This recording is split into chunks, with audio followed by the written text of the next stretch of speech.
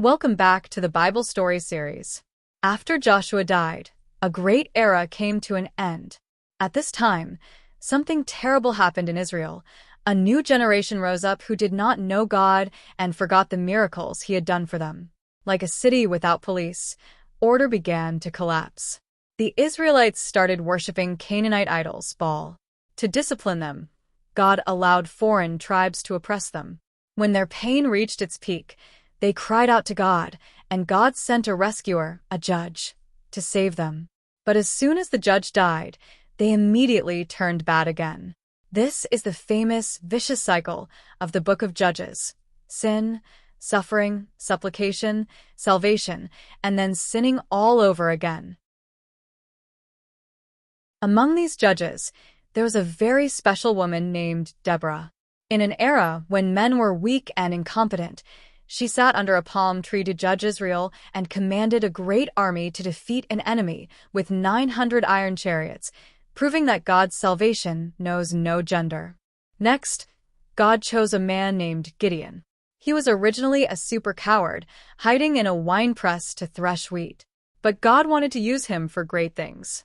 Facing an enemy army of 130,000, God complained that Gideon's 30,000 soldiers were too many, and finally left him with only 300 men.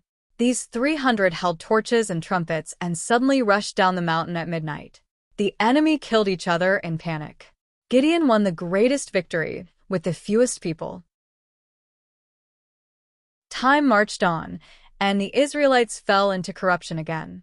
This time, God sent the most famous judge, Samson. Samson was like the Superman of the Bible.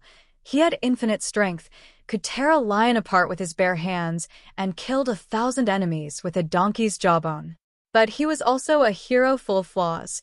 He had a violent temper and couldn't resist the beauty trap. He fell in love with a Philistine woman, Delilah.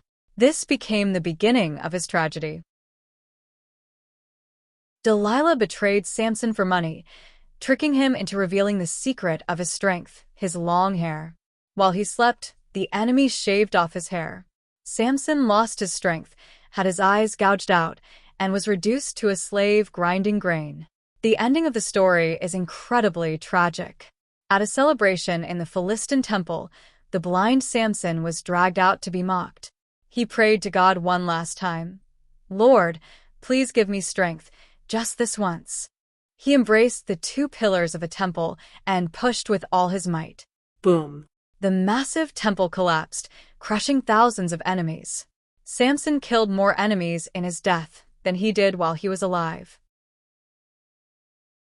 The ending of Judges is not a happy one, but a scene of chaos.